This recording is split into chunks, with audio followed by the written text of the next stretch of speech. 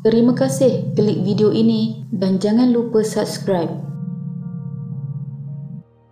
Pada 24 Mac 2023, penduduk di Simpang 4 Kangar digemparkan dengan penemuan 3 orang remaja berkeliaran dan tidak bermaya di Jalan Kampung Tambun Tulang. Kejadian berlaku pada 11.55 malam di mana seorang lelaki membuat laporan mengenai terjumpa 3 remaja lelaki dirantai di kaki berada di tepi titi Jalan Kampung Tambun Tulang menghala ke Utan Aji. Susulan menerima laporan, pihak polis bergegas ke lokasi kejadian. Siasatan awal mendapati 2 remaja lelaki dirantai bersama di bahagian kaki, manakala seorang lagi tidak dirantai dijumpai oleh penduduk kampung yang melalui kawasan tersebut. Ketua Polis Kangar Yus Harifuddin Muhammad Yusof mengesahkan kejadian dan pemeriksaan mendapati ketiga-tiga remaja itu berusia lingkungan 14 hingga 16 tahun dan merupakan adik-beradik. Kesemua mereka kemudian dibawa ke Hospital Tuanku Fauziah Kangar bagi menjalani pemeriksaan dan didapati dalam keadaan stabil serta tidak menunjukkan sebarang trauma atau ketakutan. Pada waktu itu, mereka yang terlibat di dalam kes ini beranggapan yang berkemungkinan remaja ini telah melarikan diri daripada sindiket ataupun telah diculik. Tetapi apabila menemu bual mangsa, rupa-rupanya ada insiden lain di sebalik mereka dijumpai berkeliaran di jalanan itu. Lalu, apa sebenarnya yang telah berlaku? Ini adalah kisahnya.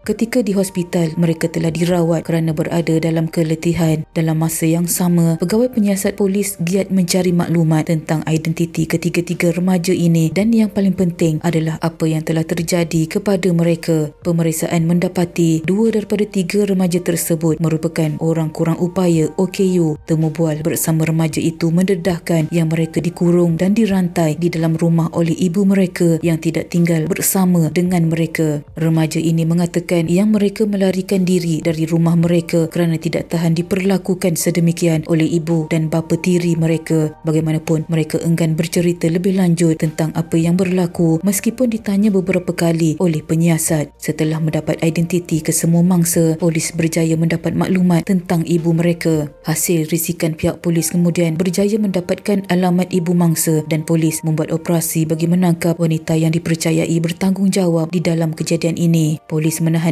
suspek iaitu ibu mangsa berusia 46 tahun dan seorang lelaki yang pada masa itu belum diketahui pertaliannya berusia 31 tahun untuk membantu siasatan. Selepas itu barulah diketahui bahawa lelaki tersebut adalah suami baharu kepada ibu ketiga-tiga mangsa ini. Kedua-dua direman selama 7 hari bermula 25 Mac sehingga 31 Mac bagi membantu siasatan kes mengikut Seksyen 31-1-A Akta Kanak-Kanak 2001 bagi mengetahui punca kejadian dan mengapa mereka diperlakukan sebegitu rupa. Pada ketika itu, wanita dan lelaki yang ditahan itu dianggap telah mendera remaja-remaja yang dijumpai itu. Namun, mereka mendapati tiada kesan penderaan berlaku pada remaja berkenaan. Setelah soal siasat dilakukan, hasil keterangan awal ibu kepada remaja itu pula menyatakan sikap ketiga-tiga anak ini agak sukar dikawal menyebabkannya merantai dan mengurung mereka di dalam rumah. Tambahnya lagi, hanya anak yang OKU dirantai dan seorang lagi tidak. Suspek wanita tersebut tidak pernah memukul anaknya. Perkara itu ditegaskan kakak sulung wanita terbabit Hamiah Osman berusia 70 tahun atau dikenali sebagai Kak Yam yang menetap di sebelah kediaman adiknya itu. Adiknya tidak pernah pukul anak dan jarang sekali dia memarahi mereka. Cuma ada kalanya dia terpaksa meninggikan suaranya kerana anak-anak agak nakal dan terpaksa ditegur. Anak-anaknya sukar dikawal tingkah laku sehingga kan mereka sering ditemui berkeliaran di sekitar kampung itu. Adiknya yang bertugas sebagai pekerja pembersihan atau cleaner di sebuah institusi pendidikan di Kangar terpaksa merantai semua anak mereka pada kaki bagi mengelakkan mereka merayau. Kata wanita warga emas itu, adiknya bukan tidak mahu menghantar 2 anaknya yang mengalami OKU masalah pembelajaran dan pendengaran ke Jabatan Kebajikan Masyarakat JKM tetapi disebabkan khawatir anaknya dibuli. Ketiga-tiga adik-beradik ini juga sebenarnya adalah adik-beradik seibu tetapi mempunyai lain bapa. Anak sulung yang berusia 16 tahun tahun adalah daripada pernikahan pertama, manakala yang kedua dan ketiga yang berusia 13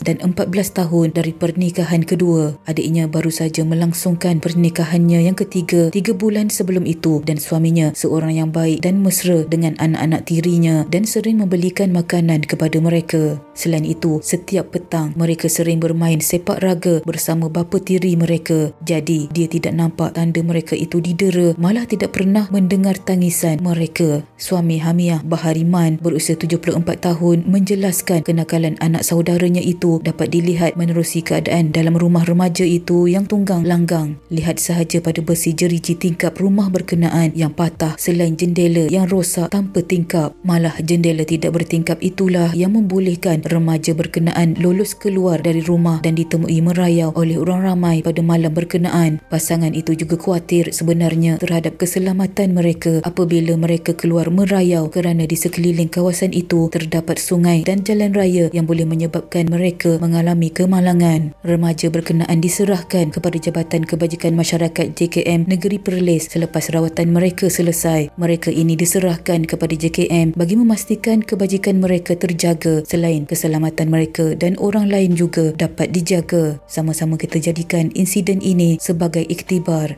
Sekian.